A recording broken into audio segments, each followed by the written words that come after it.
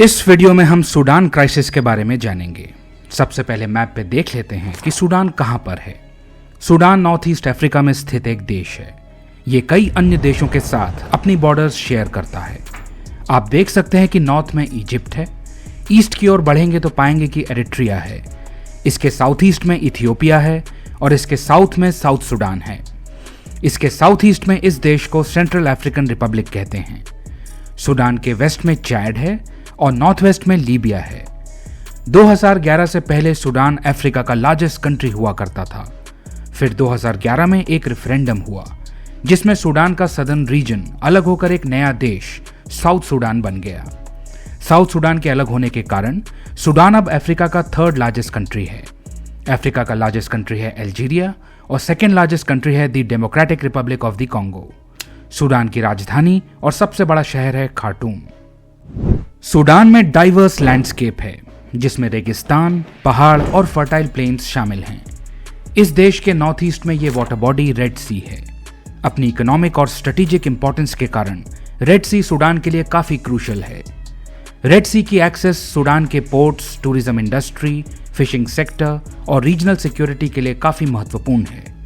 वैसे तो सूडान अपने नेचुरल रिसोर्सेज और स्ट्रेटेजिक इंपॉर्टेंस के लिए जाना जाता है, लेकिन ये बात भी सच है कि सूडान पॉलिटिकल इंस्टेबिलिटी और सिविल वॉर जैसे चैलेंजेस लगातार फेस करता रहा है। सूडान ब्रिटिश प्रोटेक्टरेट हुआ करता था और 1956 में इसे आज़ादी मिली। आज़ादी के बाद से सूडान में 15 से भी अधिक बार मिलिट्री कू हो चुके हैं। तख्ता पलट तो जैसे यहाँ सामान्य बात है और डेमोक्रेटिक सिविलियन गवर्नेंस यहाँ काफ़ी रेयरली देखने को मिलती है। तो हम कह सकते हैं कि सूडान का कॉन्फ्लिक्ट और पॉलिटिकल इंस्टेबिलिटी का एक लंबा इतिहास रहा है। और तो और सूडान एक वोलाटाइल रीजन में लोकेटेड है।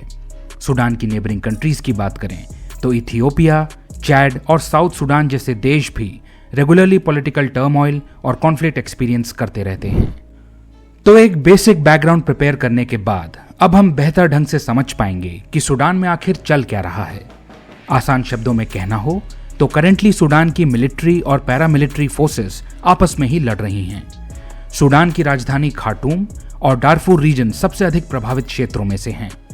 अब इस कॉन्फ्लिक्ट में दो मेन प्लेयर्स हैं, अब्देल फतेह अल बुरहान और मोहम्मद हमदान डेगेलो, जो हेमिटी के नाम से भी जाने जाते हैं। बुरहान सूडानीज आर्म्ड फोर्सेस के कमांडर हैं। सूडानीज आर्म्ड फोर्सेस को शॉर्ट में हम SAF कहेंगे और डेगेलो रैपिड सपोर्ट फोर्सेस नामक पैरामिलिट्री ग्रुप के हेड हैं। रैपिड सपोर्ट फोर्सेस को शॉर्ट में हम RSF कहेंगे। प्रेजेंटली इन दो जनरल्स के द्वारा हेडेड मिलिट्री और पैरामिलिट्री आपस में लड़ रही हैं। एक समय ऐसा भी था जब सूडान की मिलिट्री और पैरामिलिट्री फोर्सेस ने एक साथ मिलकर पावर कैप्चर की थी। इन दोनों ने मिलकर 2021 में सूडान की सिविलियन गवर्नमेंट को उखाड़ फेंका था। तख्ता पलट के बाद से सूडान के ऊपर मिलिट्री गवर्नमेंट का शासन रहा। SAF और RSF को हम इस मिलिट्री गवर्नमेंट के दो प्रतिद्वंदी गुटों के रूप में समझ सकते हैं। बुरहान जो SAF के लीडर हैं, यही सूडान के डिफैक्टो लीडर और मिलिट्री हेड हैं, और डेगेलो सूडान की पैरामिलिट्री रैपिड सपोर्ट फोर्सेस यानी RSF के लीडर हैं। किसी समय पर जो दो जनरल्स तख्ता पलट करने के लिए साथ आए थे, आज वो सत्ता के लिए आपस में ही लड़ रहे हैं और इससे सूडान में भारी तबाही हो रही है। वैसे इन दोनों जनरल्स का संबंध काफी पुराना है। इसे समझने के लिए हमें डारफूर कॉन्फ्लिक्ट के बारे में जानना होगा। डारफूर वेस्टर्न सूडान का एक रीजन है जहां 2003 से लंबा संघर्ष चल रहा है। इसकी शुरुआत हुई थी जब नॉन अरब रिबेल ग्रुप्स ने सरकार के खिलाफ विद्रोह कर दिया था। जवाब में सरकार ने अरब मिलिशियाज, जिन्हें जैंजावीड के नाम से जाना जाता है, उन्हें हथियार और समर्थन दिया और जैंजावीड ने डारफूर में नॉन अरब पॉपुलेशन के खिलाफ एथनिक क्लेंसिंग का अभियान चलाया। दोनों मौजूदा प्रतिद्वंदी जनरल्स बुरहान और डेगेलो ने इस टाइम पर नॉन अरब रेबल्स को कुचलने में एक अहम भूमिका निभाई थी। बुरहान डारफूर में सूडानीज आर्मी को कंट्रोल करता था, जबकि डेगेलो अरब मिलिशियाज में से एक का कमांडर था। इन कई अरब मिलिशियाज को एक साथ जैंजावीड कहा जाता है। इनका इस्तेमाल सूडान की सरकार ने नॉन अरब डारफूरी रेबल्स को ब्रूटली सप्रेस करने के लिए किया था। हजारों नागरिकों की मृत्यु हुई थी और काफी लोग डिस्प्लेस हुए थे। इसके परिणाम स्वरूप इंटरनेशनल कम्युनिटी ने काफी सैंक्शंस लगाए और इस एरिया में यूएन पीस कीपिंग मिशन स्थापित किया गया। तो इन जनरल्स के पास्ट के बारे में थोड़ा सा जानने के बाद अब हम प्रेजेंट कॉन्फ्लिक्ट पर आते हैं। जब ये पास्ट में मिलकर काम कर रहे थे तो अभी क्यों लड़ रहे हैं? हमने देखा था कि सूडान में मिलिट्री गवर्नमेंट का शासन था। कॉन्फ्लिक्ट की शुरुआत तब हुई जब प्रस्ताव आया कि मिलिट्री गवर्नेंस की जगह सिविलियन गवर्नेंस होनी चाहिए।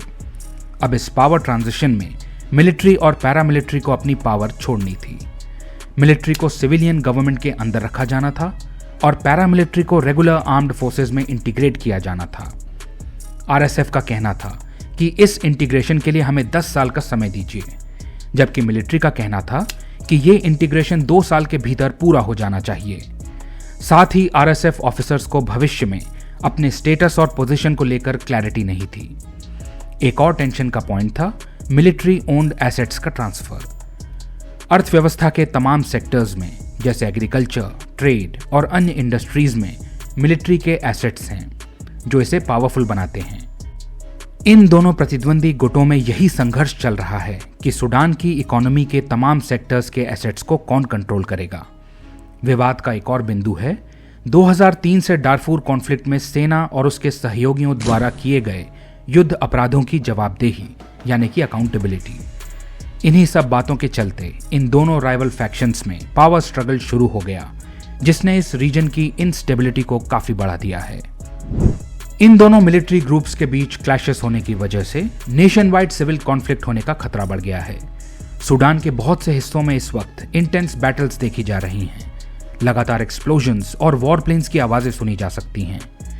तमाम देशों के नागरिक सूडान में फंसे हुए हैं और दहशत में जी रहे हैं। भारत सूडान में 3000 से भी ज्यादा फंसे इंडियन नेशनल्स को इवैक्यूएट करने के लिए प्रयासरत है। इनमें कर्नाटका के हक्की पिक्की ट्राइब के लोग भी शामिल हैं जो संघर्ष के कारण सूडान में फंसे हुए हैं। भारत की मिनिस्ट्री ऑफ एक्सटर्नल अफेयर्स और सूडान में स्थित इंडियन एम्बेसी इंडियन नेशनल्स को सेफली इवैक्यूएट करने के लिए प्रयासरत है।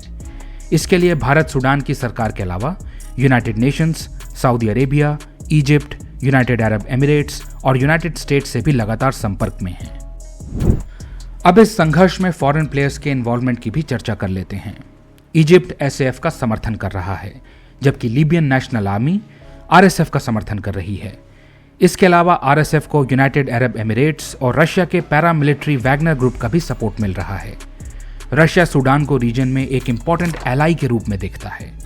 रेड सी से नजदीकी स्ट्रेटेजिक लोकेशन और नेचुरल रिसोर्सेज का भंडार होना सूडान की इंपॉर्टेंस को बढ़ाता है। इसके अलावा रशिया सूडान में अमेरिका और चाइना जैसे अन्य देशों के इन्फ्लुएंस को काउंटर बैलेंस करना चाहता है।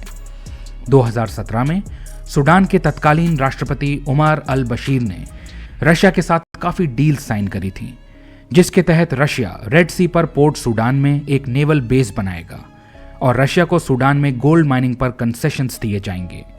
कई रिपोर्ट्स का दावा है कि रशिया सूडान को मिलिट्री असिस्टेंस देता रहा है और सूडान के ट्रूप्स को ट्रेनिंग और इक्विपमेंट प्रोवाइड करता रहा है। जाहिर है अमेरिका को सूडान में रशिया का बढ़ता हुआ प्रेजेंस अच्छा नहीं लगेगा।